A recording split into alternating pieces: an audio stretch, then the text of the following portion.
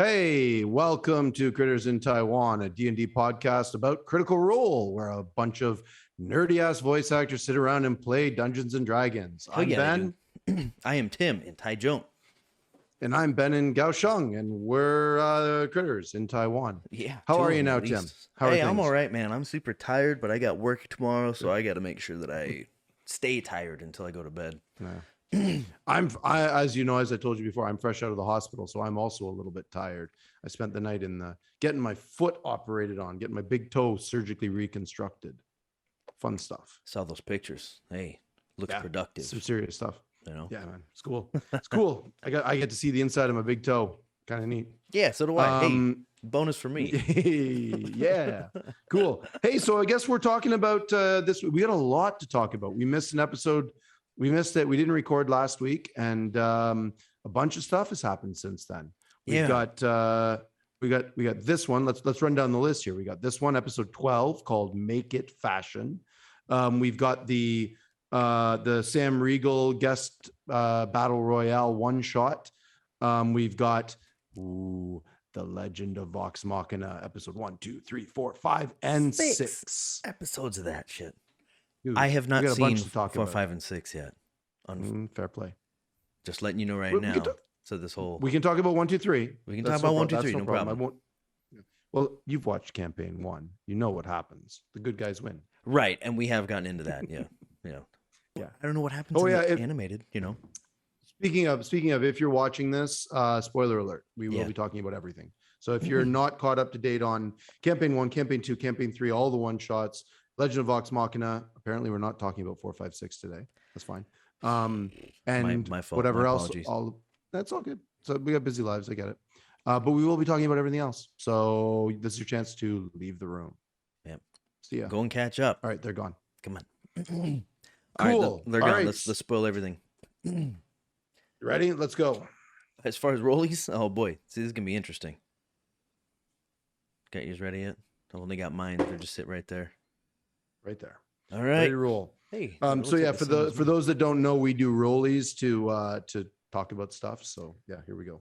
All right, rolling. I got 11. I got an 18. Yeah, of course you're gonna get it. Yep. What's up, buddy? Oh, dude, this big dice has been hot for me. Okay. We're coming up to 50-50 here. You know, you and me winning on these rollies. You won a bunch at the beginning. I'm slowly catching up to you here. Mm-hmm. Yeah. Listen, this is episode number 12, campaign 3, episode number 12, called "Make It Fashion." This is one of those dreaded love it or leave it shopping episodes. This was one of the ones that I'm going to be totally honest with you. Not one of the best not one of the best shopping episodes that I've seen. It was slow. The first half was very slow. And I think my first point is, as the shopping sort of happens and sort of naturally evolves, and they go into they go into, what was it called? The Golden Veil. When they get into the Golden Veil, and they start getting their outfits made for this ball, watching Travis fold in immediately and just putting multiple times, putting his face into his just eyes down and all of that. And Dorian, realizing that Chetney wanted none of this to do. I wrote down one of the funniest quotes I've heard. It's just a backhanded slap that I loved so much.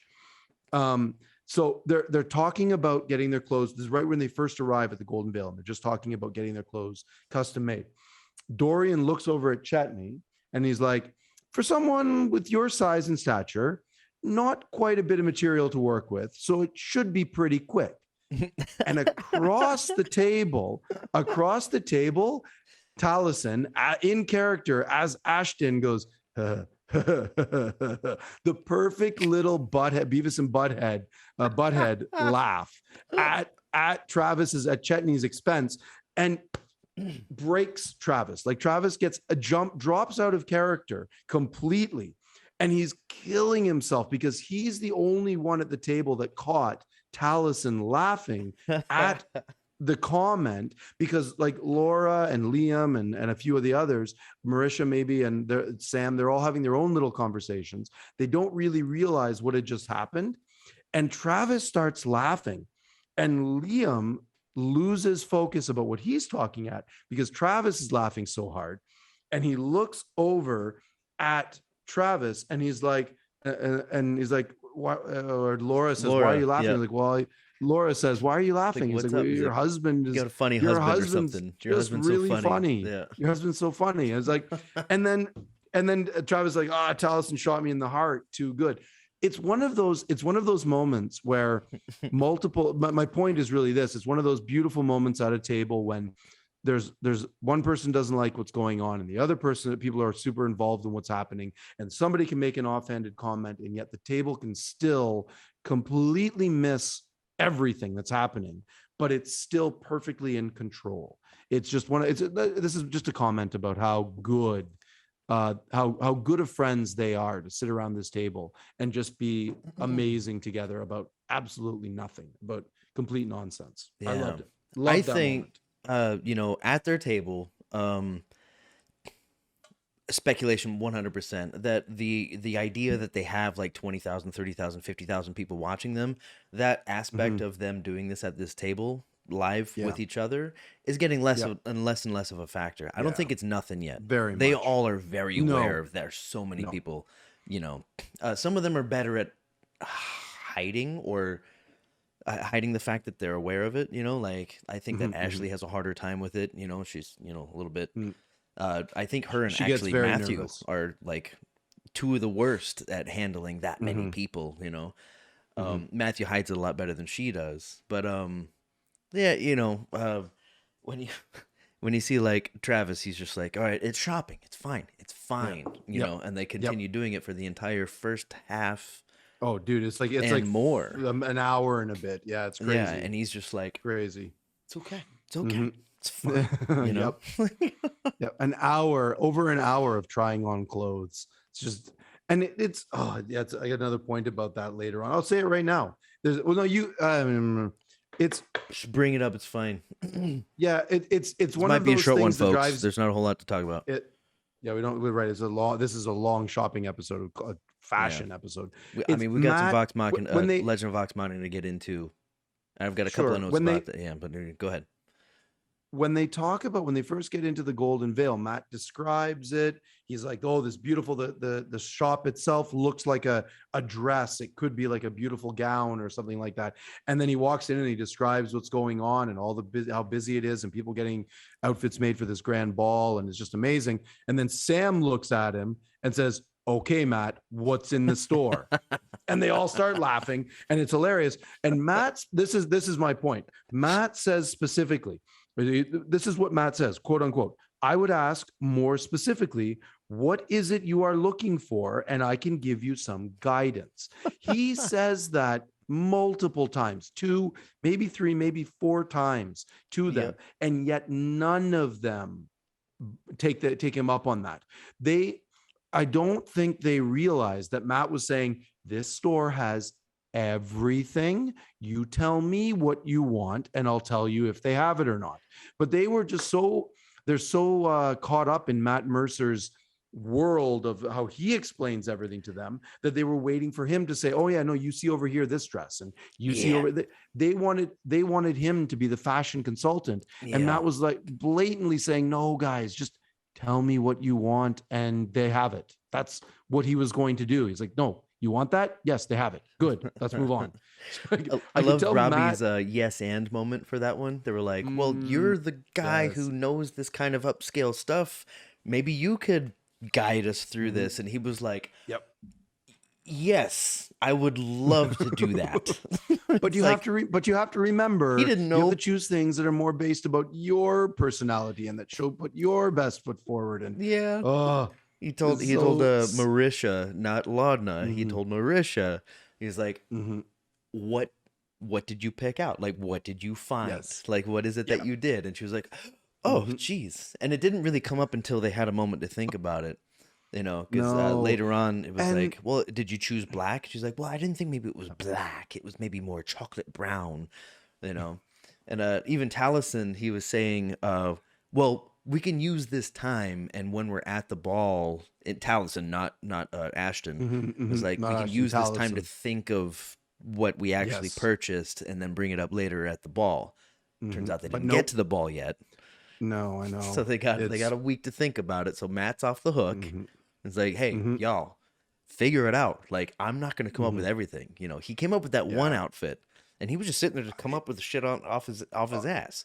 Sure, and he did a great 100%. job. You could tell he was Yeah, coming up with that. Like he did it's like not have there's a notes for sash that. You coming could across see. this way, and it's Yep. Yep. he was just coming up with Cool. one outfit. He's not gonna come up with Yeah. seven or Yep. 7. 8.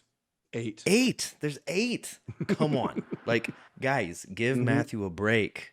Like, he's not the only one that needs to prep for this shit. You know there's a ball coming. Get prepared with your goddamn outfit. Yeah, no shit. Like, That was my thought process the whole time. I'm like, come on, guys, you know what you want your character to look like. Just tell Matt, and he'll be like, yep, they have it. Okay, but it looks maybe like this instead of that, and then we'll work together. But there was no conversation. It was all like they were all like, Matt, tell us what we need to wear. Come on, guys, make it. Come on. Anyway, that's give my the guy a point. What do break. you got? What do I got? Oh man. Okay.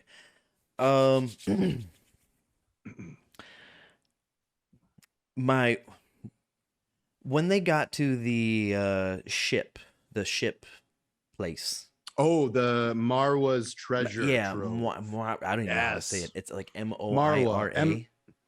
No, Marwa. Oh fuck, Marwa. I'm way off. Okay, I thought it was like a French kind of like Moira. Marwa. Marwa. When they got Marwa's there, treasure trove. I think that what Matthew did with I guess with both these places basically was like, hey, we got everything, so just you tell me what you want, like from the DM to the players, you know. When they got there too, it really like, felt like that. Mara, fuck. No, I'm still stuck on the Mara. I'm stuck on the French version, the Moira. I think Matthew was basically going, yo, what are you looking for? Like, if you want to find it, you can find it here. Now that you've said it, like in this new place, it's like, we're looking for health potions, you know, or whatever other kind of stuff. Well, you know, maybe they have one, maybe they don't. And I think Matthew did a good job of like, well, here's these two things. I felt like there was a little unfair pressure on Matthew this go around on like, you need to make everything up on the spot, buddy. You know, and Matthew did a great job as he always does. As he always does. As he always does. And like he made a great place and he had a fine character that came out of it. You know, we got this Mara going on here. And, the kid, yeah, it's a very cool character. I really enjoyed her a lot. Erratic, sort of a real sort of Swiss Family Robinson kind of a character, right? Like you're like, this is she's an orphan, basically been an orphan for a few years now, and Matt said she's in her early 20s, so young like adult, 21, 22, really unsure of what's going on, but trying to portray confidence, and great little bit of acting. I really enjoyed that a lot. In his words, more or less, like, but she doesn't give a fuck. Like, you know, she's just like, she doesn't care. It's like, hey, we need health potions. Like, oh shit. Okay, hold on. Comes back. Here's these. I don't know. What are they? You gonna buy them? What? You know, like. Yep. And then the shoebox thing with all the prices written down on them, and just sort of like, oh yeah, that one's 200, and that one's 350, and this one's, it's like no clue what's going on. Great, fun new Gilmore / Pumat Soul / whatever. Just I enjoyed that a lot. To some extent. I think he was just coming up with these prices because he's well versed, you know, in like D&D, like how you price things and stuff like that. Oh yeah, very much. And also the other thing is like he's at the point now where he can really bullshit with these players, because if they haven't figured out how much a healing potion is, it kind of, that was one of those other things, right? Like Laura even asked how much. Yeah, I do too. It's like how never played. I only know it from the show. Yeah. He should be bullshitting with them, because these shopkeepers should be taking advantage of everybody, because that's what shopkeepers do. It's like they should be overcharging, and then you should be savvy enough as a character, player slash character, to know that that's what these things cost. So you should be able to, that's where the whole bartering comes in, right? That's where like, that's the fun thing about D&D is one of the aspects. One of the fun parts of shopping is that when you do go shopping, you get to barter. You get to knock prices down and negotiate and do good things. Yeah, make a persuasion check, you know? Like when there was Fern made the persuasion check, she just said, do you think you can go down on that? You know, like you can come down on that price. It's like instead of coming up with some other thing, she's just like, I know. Can I pay less? It's like, make a persuasion check. She got an 18 or something like that. Something high. Yeah, it just looks high. like I think it was in the 20s meant for you, you know. And she got a discount. Yeah. Oh, that fucking the discount that FCG got on his pantsuit with the whole thing. That was a fun little weird. What a weird fucking little marionette moment that was. Man, that was odd. Very weird. And they had to sign the contract that would give them exclusive rights. Fun. Oh, should we do a little rollies here again? Let's do another rollies. See where, I suppose so. I guess we're kind of launching into a lot of different points there, but it's still fluent. Yeah. All right. Yeah. Let's roll again. Let's roll dice. Let's just roll dice. I like rolling dice. Oh, just a 13 that time. I got an 8. I like how I can hear your dice. Mine is on my mouse pad. It's a big fucking dice, man. That's why you can hear it. It thumps. I should roll it on the table. 8. Wait, can you hear so this? You're up. Can you hear this? Yeah, hear that. You heard that? Yep. Okay. I hope it doesn't give me any feedback. I'll do that next time. Shit, what was my next point? Oh, in my opinion, Taliesin stole the show with just like one little moment. I know what you're gonna say. You know, is this one of your notes too? I think so. I'm sure it is. I don't really understand what the issue was. It was fucking Chetney went outside to make some legs for fresh cut gas, what we were just talking about, and it was fucking Dorian talking to Imogen. Like, can you like get into his head? And like there was like, well, you can do this, and then I think Taliesin made the decision in character of Ashton, being like, oh, for fuck's sake, I go outside. He goes outside. You done with those legs, old man? Yeah. Done with those legs? Exactly. You done with those legs, old man? You know, and he's like, oh, well, I got the basic thing, but there's plenty of time. He's like, nobody cares. So fucking good. That was literally going to be this was going to be my next fucking point too, because it again, you're right. Tal steals the fucking show with I think his charisma is 6. I'm fairly certain Ashton's charisma is a 6. It's much like playing Grog with an intelligence of 7, of 6. but don't quote me on that. It's something very, very, very low. Whatever it is, it's the perfect. He's really leaning into this. Like Taliesin's getting better and better and better every episode at playing this fucking asshole. But he's not being an asshole. He's just like, no, he's not really. Well, he is reading the room. He's just like, what are you talking about now? Like, which abrupt and brusque and always drunk and doing everything for sort of wrong reasons, saying the wrong thing. Yeah. Listen, he follows that moment up where he grabs those wooden shoes to bring back to FCG right afterwards when they get to Marwa's treasure trove, and he walks in and he goes, oh, fascinating. And he's like, what's your name? What's your name? Aaron. Oh yeah. And he bails out of the he barely says Aaron. He barely says it, and he's unable to. It's like that. I don't know if that was a conscious moment by Taliesin to be in character, or if he was like, if he generally fucked up. But I choose to believe that he was fully in character, and that's exactly what Ashton would do. Would full on just be like, I'm a bumbling butt fuck, and I don't know what I'm talking about, and I'm just gonna say a bunch of shit because that's who I am, and I think it's funny, and it's. He's unable to articulate properly. His response after it, he was like, no, I just gave up. I feel like that was Taliesin right after that instead of Ashton. Yeah, I thought so too. But then when I went back and I watched that part again, he stays in the same voice. He stays in Ashton's voice. So there is an inflection there. So I think it's a bit of both. I think there's a bit of Ashton and a bit of Taliesin sneaking through. I think he genuinely fucked up and then tried to play it off as Ashton fucking up. I mean, it was definitely in character for Ashton, be like, what's your name? Brilliant move. I loved it.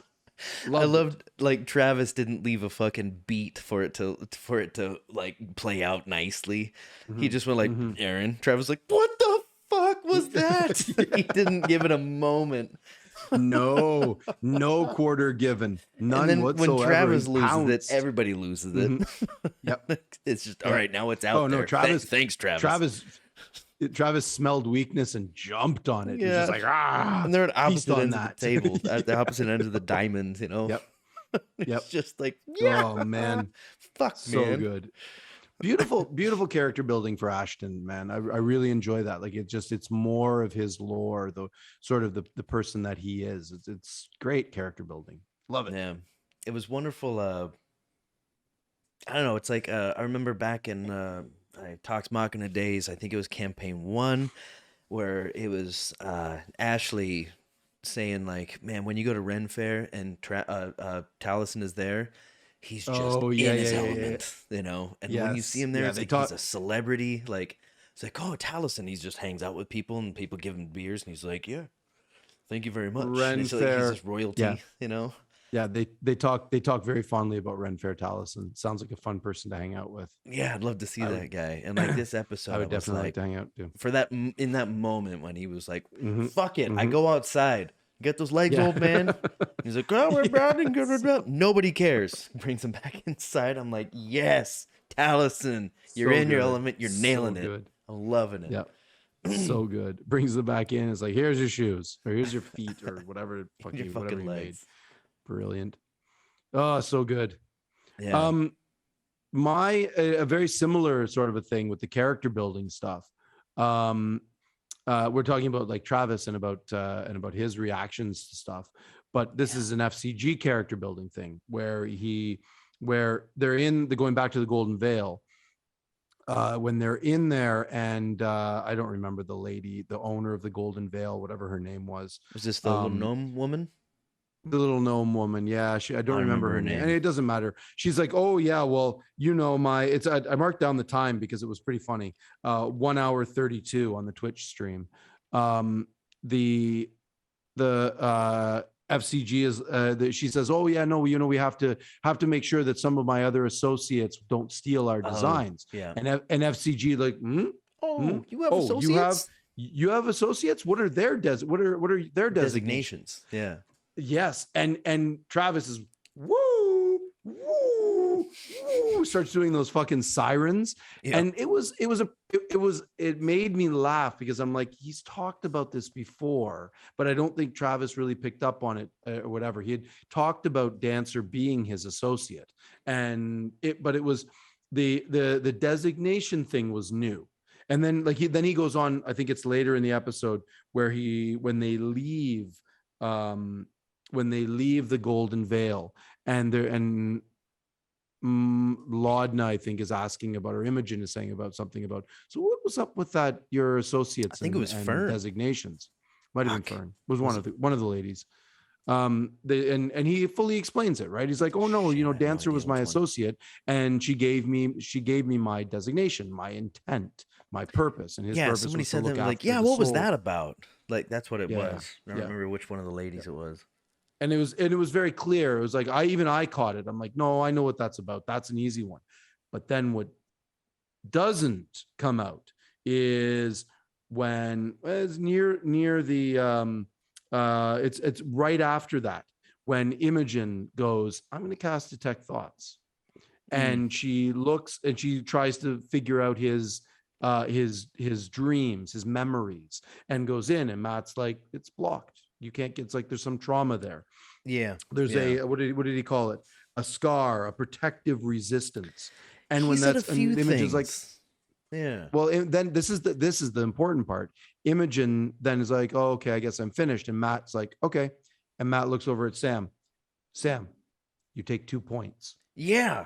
And then Travis does the sirens again, and everyone's like, what? And Imogen, like Laura, kind of panics. So she's like, 2 hit points?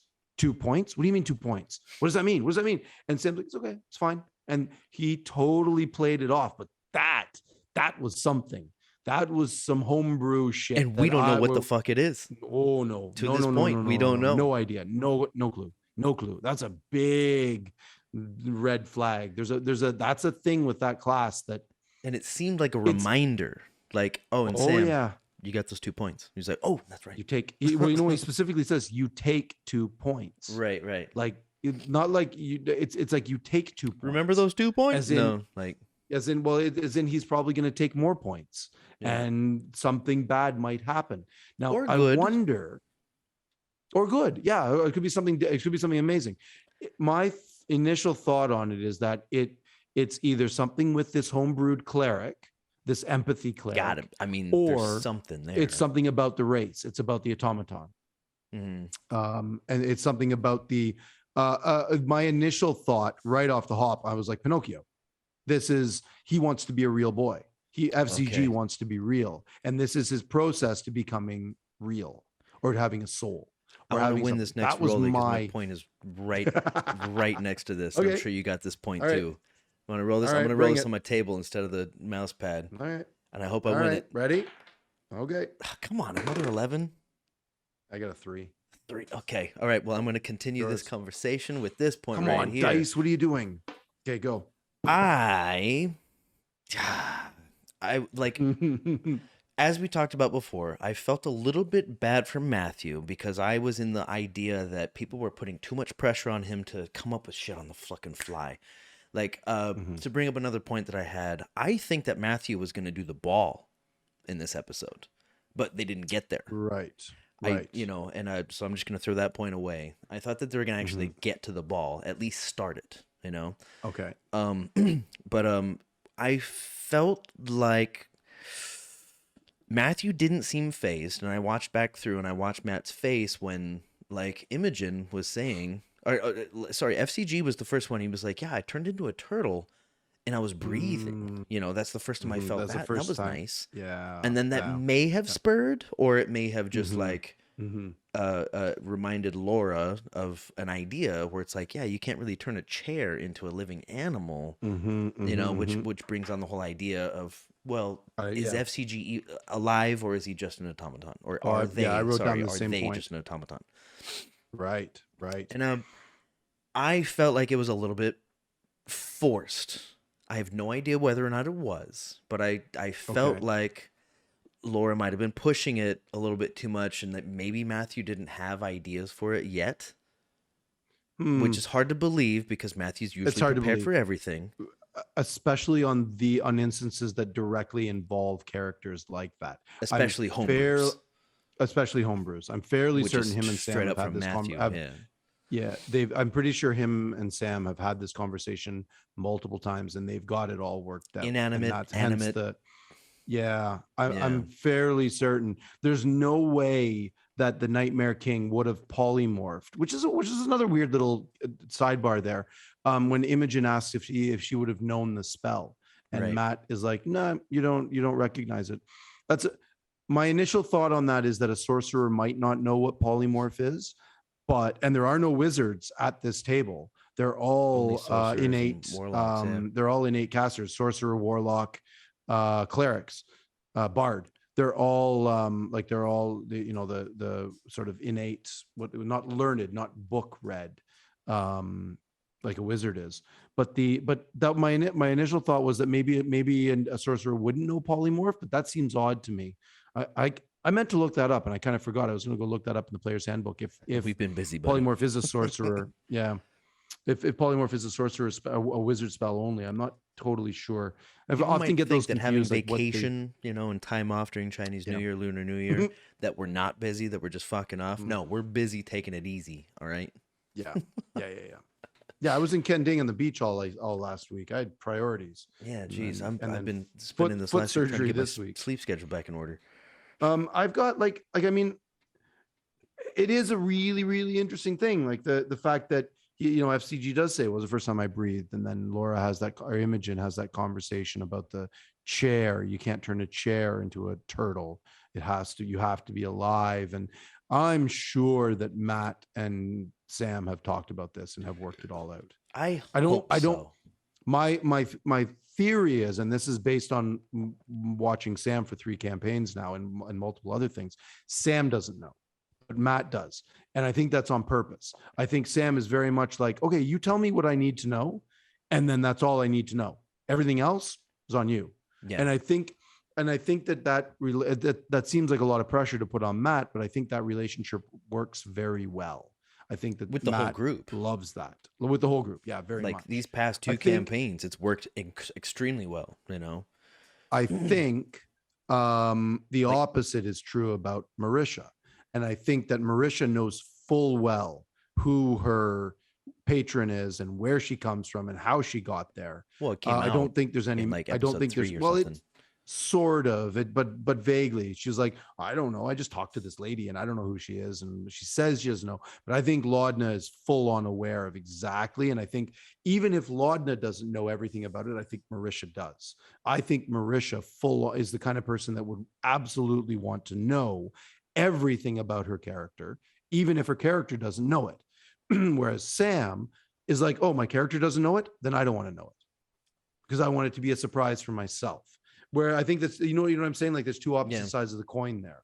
I think Liam is the same way. I think Liam would be very, very happy to know everything about it too. And Laura, I think as well.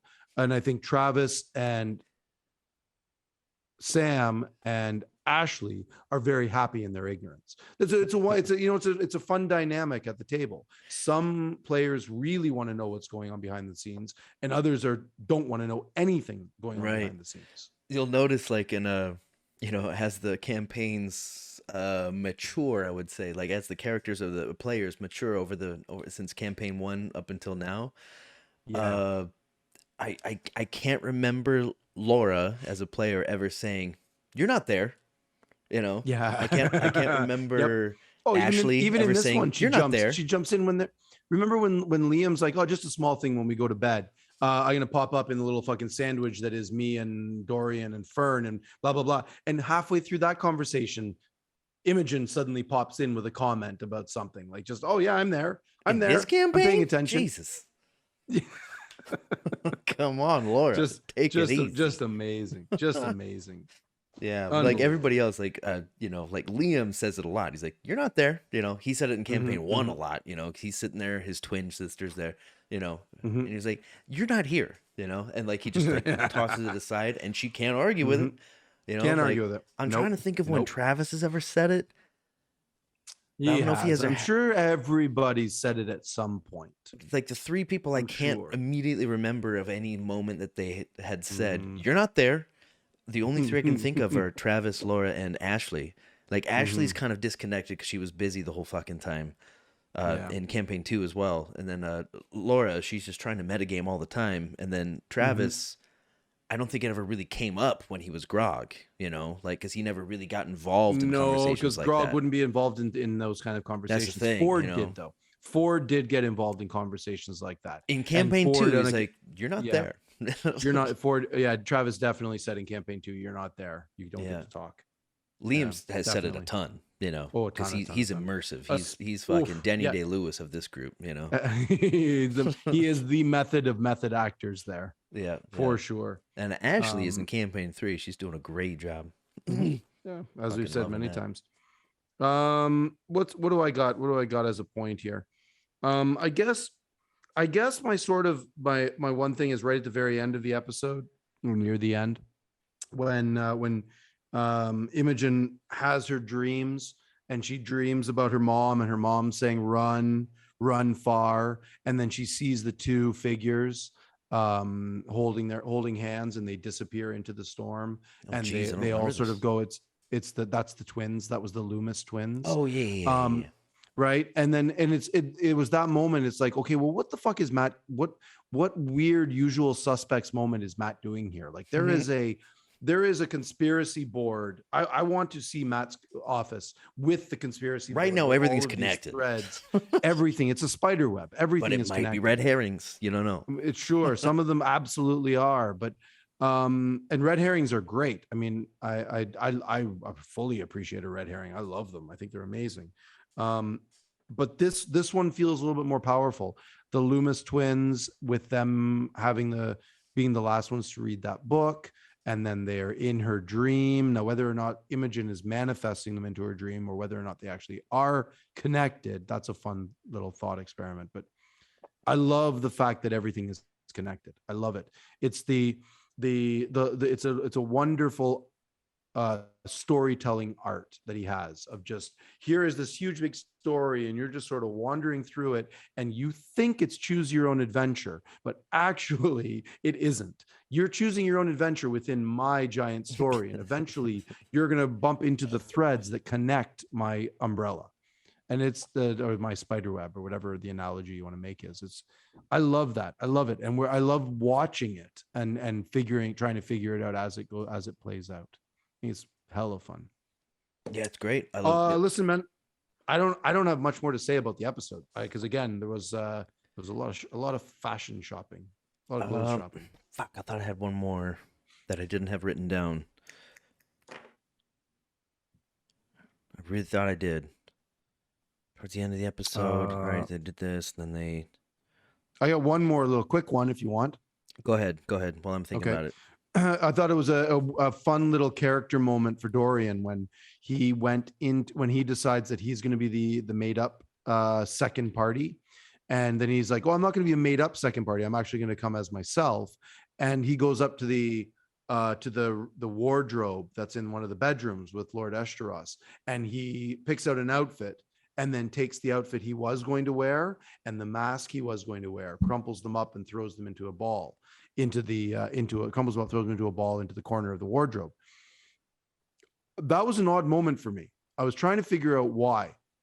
And I think Dorian read the room wrong. I think that he felt he was supposed to be serious and strict and severe in this mission, and that the outfit that he was going to wear was a little bit too frivolous and joyous and too playful, maybe, or too whimsical, and that's why he didn't want to wear it.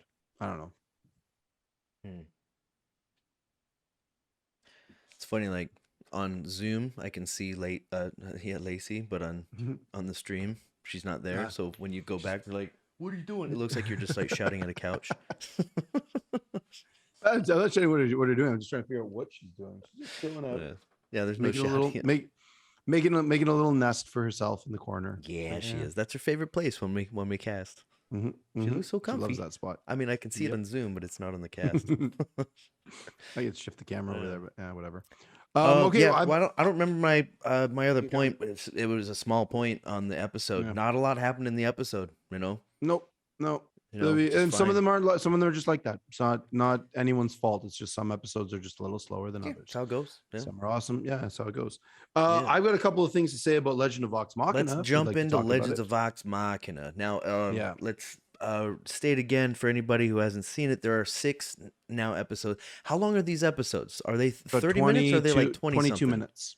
They're like 22 minutes, right? Each. They're like standard, like shows with commercials length. It seems. Yeah, but there's no commercials. Yeah, they're right. 20. They're 20 plus minutes. Yeah. Yeah, they're like 20 to 25, right? Of just like straight up animated wonderfulness. If you're a fan of the fucking show, I'm honestly gonna say, even though I am a super fan and a critter and a whatever, this is some fucking state of the art animation. This is some of the best I've ever seen. It's brilliant. It's a wonderful. There's been a lot of criticism about it, but I love the combination of the CGI with the hand-drawn animation. I love the connectedness. I love when it suddenly shifts into 3D and out with the animated 2.5D, CGI, right? That's what they call it. It's so clever, man.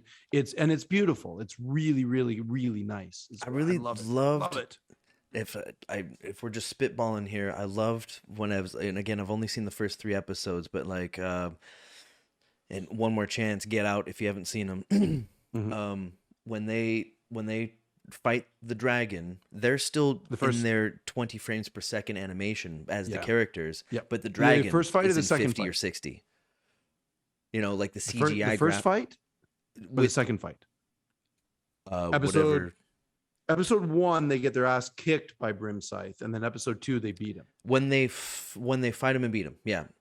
Yeah, episode The 2. Okay, dragon yeah. is sitting there in like 50 or 60 frames a second, CGI, fucking, Yes. you know, Yeah. and like the Yeah. dragon is just like, you know, it's Mhm. beautiful. And the Yeah. characters are in the foreground or in the background, Mhm. whatever, still in their 20 frames a second animation. Right. In the The actual hand-drawn animation. juxtaposition is beautiful. It's incredible. I mean, there's a lot of people that I've read a bunch of shit online about, oh, it's not true, it's blah blah blah. It's like, man, why not avail yourself to all the technology and do it all? And I think it looked gorgeous. I think it looks incredible.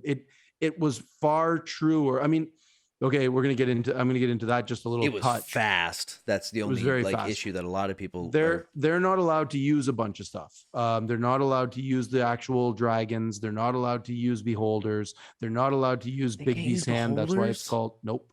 Oh, fuck. That's all WotC stuff. That's all trademarked. Oh, They'd come have to on, pay a man. Bethesda's going to give ton. Matthew access to this music? No, yeah, I know. It's weird. Really? It's got to Wow. be.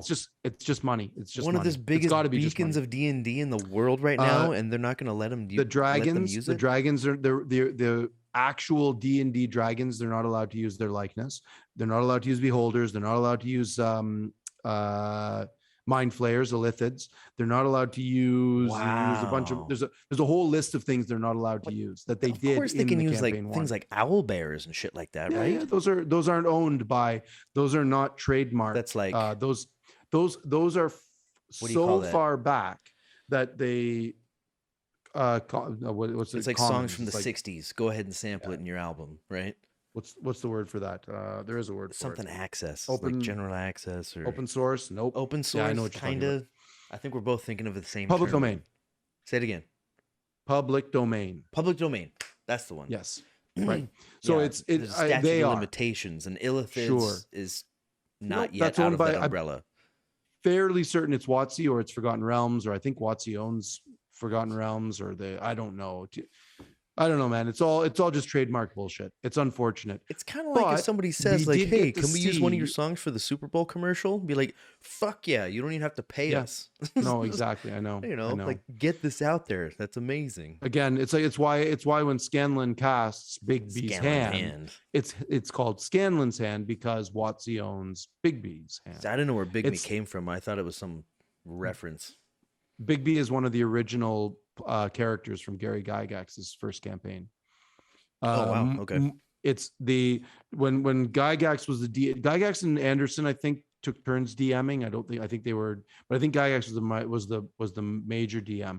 Big B was one of the characters. Mordekainen was one of the characters. Tasha was one of the characters.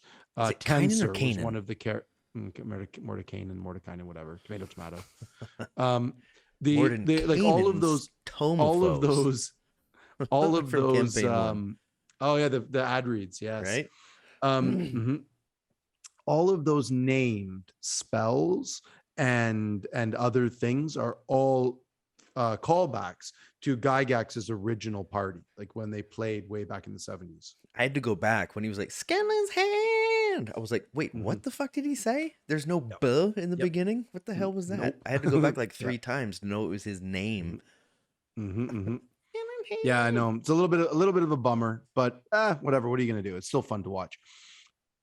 Quick little point about being fun to watch. So I want to say this just before Check we out his get too deep into OnlyFans. Sorry, go ahead. The first 2 episodes of Legend of Vox We Machina got some are weird both shit free to going out stream. because he just had surgery, so that shit is loopy, dude. Sorry, go thanks. ahead.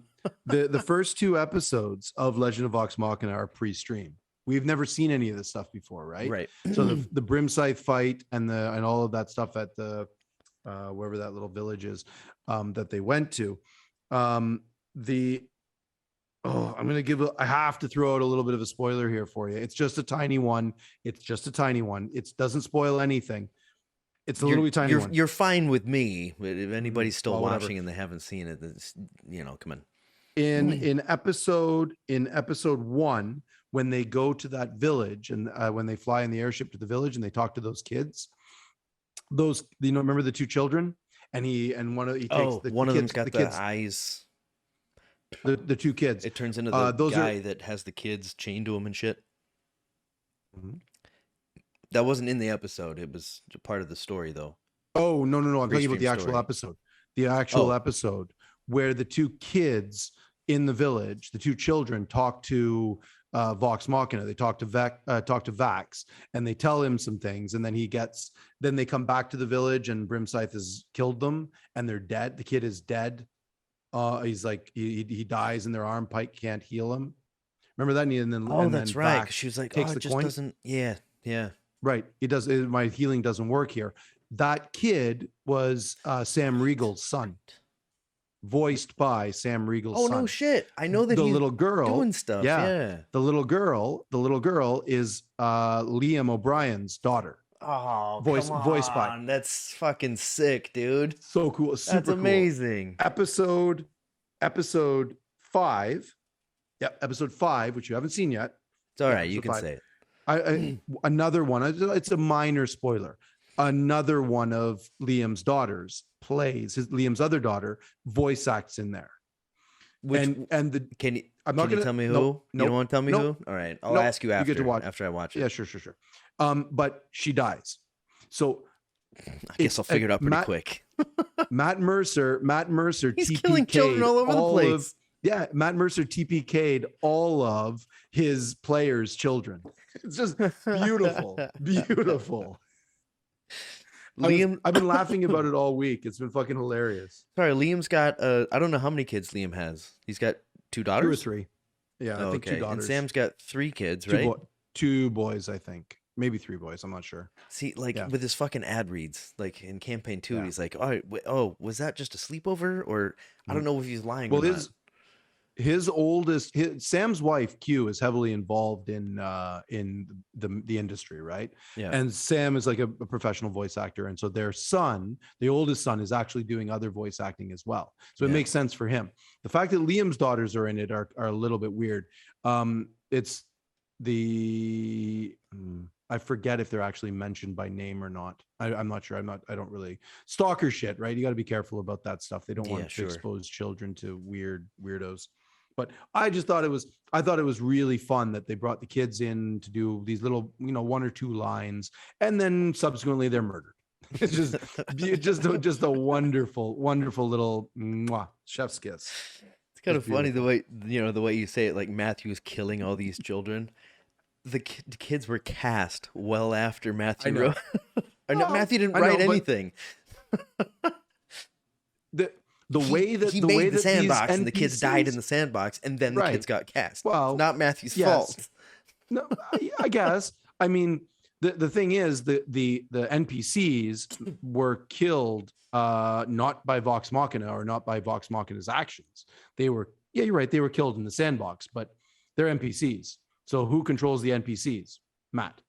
So Matt killed those NPCs who just happened to be voiced by. Anyway, I know. Semantic. It's fun. Man, we have to watch that again. Like, let's go to. I'd love to go to. That fight, the fight with Brimscythe in the lair. What a beautiful representation of a blue dragon. Like the fact that the lightning building up in the throat, that way that it's sort of the recharge, the where the rivers meet. Yeah, the rivers meet in the valley, as or Gilmore whatever. called it. Yeah. Wonderful little throwback there. It was fun. The one little thing, there's so many fucking Easter eggs in those first few episodes. I mean, of course, you put one in for a frame, it's a beautiful. And in 4, 5, and 6, there's even more. You have even more Easter eggs. Like only it seems like only Sam and Travis, and then some other person that I think was on the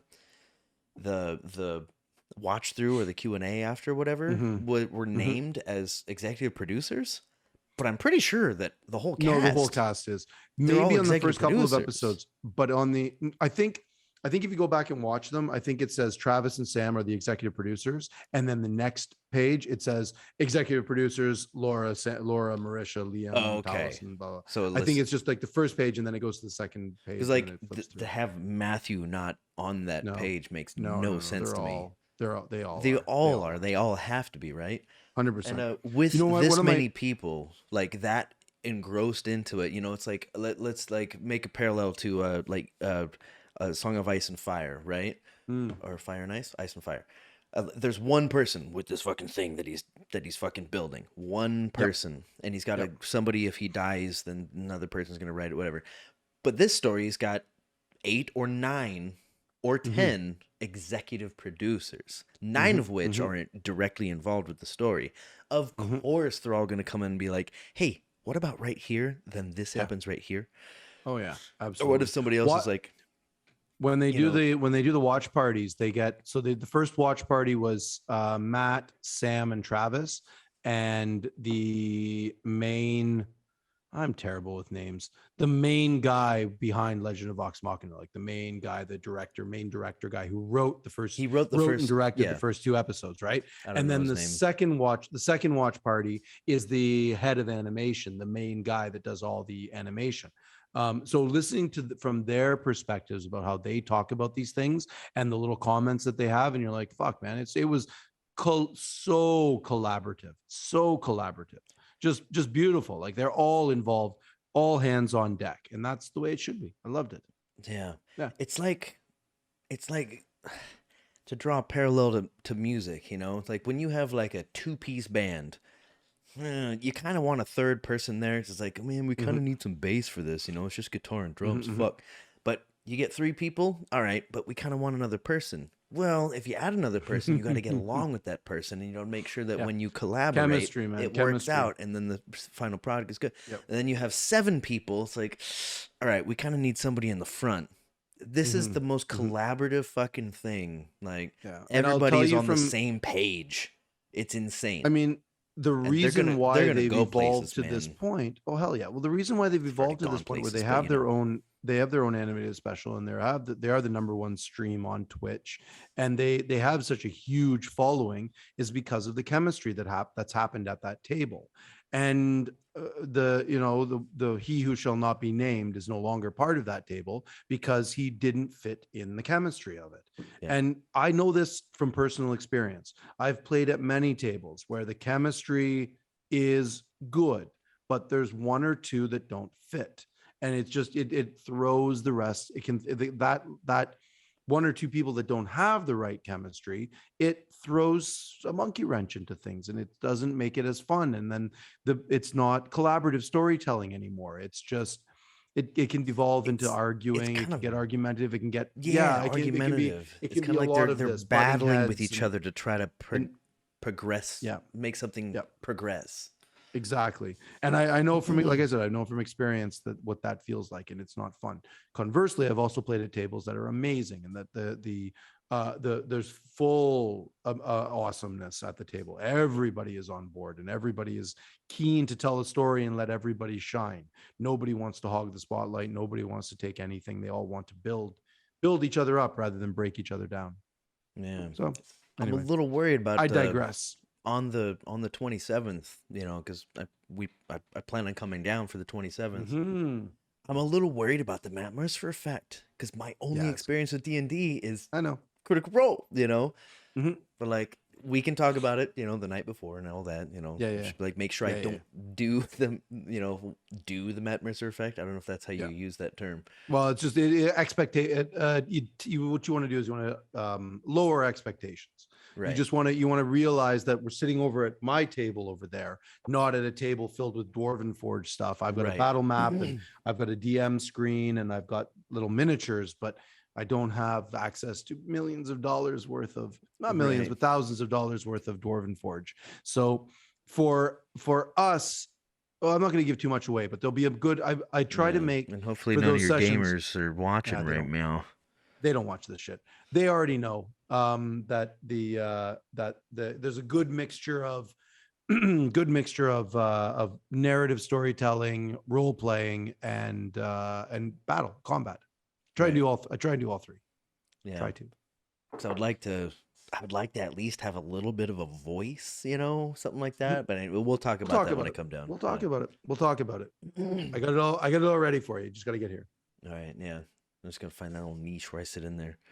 So I haven't watched 4, 5, and 6, so I don't have anything to say about those. But they're excellent. Listen, spoiler: episode 4 is the best of the bunch. The best of the bunch. All right. Well, now he's got my hopes up, so I'm gonna hate epic. No, the entire the entire cast agrees. They're all like, yeah, episode 4 is the best. It's in the and they actually, I think Sam and Travis both said episode 4 is the best of all 12. All 12 episodes is the best one. And Good. so far, I'll just I stop agree. watching after It's that one. so fucking good.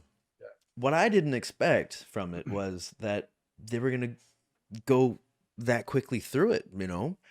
Because like with I forgot the guy's name, the guy who was the dragon. He was vanquished pretty quick. Oh, what's his Krieg, General Krieg. No, the actor David, what the hell is his name? Scrooge McDuck, from DuckTales. Right. What is the actor's name? I don't remember. Terrible with names. He's the voice of Scrooge McDuck from DuckTales, and he's a bunch of other voices as well. David Tennant. There it is. Yeah. Yep. That's the one. He's in 2 episodes and then gone. Like, that's like the way they gushed about him being, I didn't really put 2 and 2 together and realize that he was going to be Brimscythe. But as soon as I saw it, I was like, oh yeah, right. He's gone now. We're not going to see him again. But hey, whatever. So other than the speed that they're going through, like when they basically gave Vex, you know, there's like when they first show up at the there's the council meeting or whatever, and then like Vex, they have that wonderful, awful fucking anxiety spider sound sense. That's like that. Yeah, her spider sense tingling. You know, and she's sitting there like somebody. That's up there. the ranger. That's the ranger ability to sense favorite terrain, favorite enemy. Favorite enemy, and her favorite enemy is because of Thordak raising by Rodin, that her favorite enemies from when she was a kid was dragons, because she wants vengeance on Thordak for killing her mother. Yeah, I didn't expect it to be so, you know, like visceral, psychosomatic. Is that the right word? Yeah. I don't know. Yeah, you know, I thought maybe it should just be like have a hunch, and it's usually true, but it just like went straight into her brain, and like. They did really that like immediately in the first episode, I think, didn't they? Well, yes, they did. Thematically, or not thematically, mechanically in D&D, like in 5th edition, it takes, I want to say 10 minutes, but it might actually take an hour. It might actually be, you have to sit and focus on the surroundings for an hour. I might be wrong about that. They hit us up if I'm wrong. I think it's either 10 minutes or an hour that you have to figure that out. But in the cartoon, the animated series, they full on were like, nope, you sense the dragon right away. That's cool. That'll come into play in season 2 when they do the Chroma Conclave. So that's fun. Is that the same thing? When because she has a 6-mile radius. Yeah, it's quite big. Yeah. Is that the same thing? Is that I think it's the same ability. Yeah. I think that, I don't think there is such an ability where within 6 miles, just because she's Vex. Because she's a ranger. It's a part of the ranger class ability. And it's her favorite enemy. If you choose that dragons as your favorite enemy. Sense it within. If you chose goblins as your favorite enemy, then you would, after concentrating for a while, they're everywhere. Just, you know, they're everywhere. Exactly. So that kind of a thing. Like you could do whatever. Yeah, you get some over there. You get some over there. It's like, yeah, they're fucking everywhere. But the fact that she sensed a dragon right away within that kind of proximity, that's new. That's a take off of that ability that is slightly. It doesn't work with D&D. It works wonderful with the animated series. Sure. Yeah, I thought it was bold, you know, and like as soon as things started moving quickly through the whole, like in the 3rd episode, they were already into their live streams. You know, I didn't expect that. Well, they're more than into the live streams. They're in episode like 20 something, into the 30s at that point, because when Vax breaks into their room, it's like 35, with 36, Simon, that's up there in the 30s. Yeah. So they're going very quickly. They're going very quickly through these, and they have to. They talk a bit about that in the watch parties, about why they have to go so quickly to condense this stuff. Yeah, like the first 2 episods were like the pre-stream stuff, and then they kind of skipped a bunch, and then got right into the kind of good reasons, for very good cliffhanger. Reasons. I'm believing for good reason that they expected to release these things in 3 episodes stints, because that's a nice cliffhanger for the first part. Oh, same with number 6. Number 6 has a wonderful cliffhanger. It's the same thing. It's like they purposefully are designing these to be 1 hour. So it's like 20 minute. That's an hour. And there's a cliffhanger. then 20 minute, 20 minute, 20 minute, then the cliffhanger. Although, like each episode does end with a cliffhanger as well, a mini one, but the one at 6 is also a very good one. It's excellent. Go watch them right now. Hey, listen, I got a swollen foot here. I need to put up on some ice, so I need to call this. I think we're about an hour and a half in now. So yeah, it's already 9:30. I should go to bed too. You got anything to plug? Nope, nothing at all. Just nothing taking at all. it easy on that foot, eh? Yep. What they say for the recovery time? 8 weeks. 8 weeks. Are you on crutches or anything? Nope. Got a boot. That's it. Got a boot. But I got an air cast. You can hobble I'm all about. good. I can walk around. It just takes some time. Stairs suck. Right. I'll be going to work on Friday. It's a really condensed day. It's the first day of the semester, so I'll go in for that. But same. Yeah. That's it. Well, I got to be there tomorrow, but it's a prep day or something. Office day. Yeah. I'm off tomorrow. I was off all week, so gonna heal this up and hopefully I can get to work on Friday. I don't know. We'll find out on Friday. All right, sounds See how good. it goes. This Saturday here in Taiwan, we got a couple of bands. We got Temple Smoke from Tainan. We've got Apes Apocalypse from Kaohsiung. Playing. Wish I could join you guys, but it's not gonna happen. Not in the cards. Unfortunately. Yeah, we're not. We don't really. I think it might just turn into just the 3 bands of us hanging out and playing music with each other. Because that's Taichung is still like COVID free. You know, right? So I don't know, but we'll see how it goes. We're gonna have a good time on Saturday. So if you're in the area, come hit us up. Yeah. Other than that, and if you're in we're doing a chili Kaohsiung, cookout before that too, an acoustic set before that. Cool. If you're in Kaohsiung, you can hit me up too. I accept donations of dinner and drinks. I'll be on my sofa if you want to hit me up with some food and you just drop shit off as a door. Just let them know. You know, just ring the door and hey man, at this point I'll take flaming bags of poo. I'm good with whatever. He keeps his phone on. Just get on that fucking what's it called? Discord. There you go.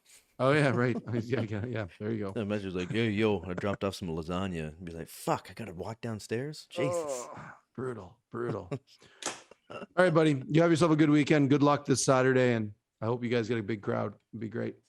Yeah, but let's hope so, and hope nobody gets sick. You know. Right on. Yeah. All right. Cool. All right. Sign off time. Yeah. Take it easy. All right. Cool. Hey y'all, don't forget to love each other. And is it finally Friday? Peace. Yay. Take care. Natural one. Peace. Where am I at?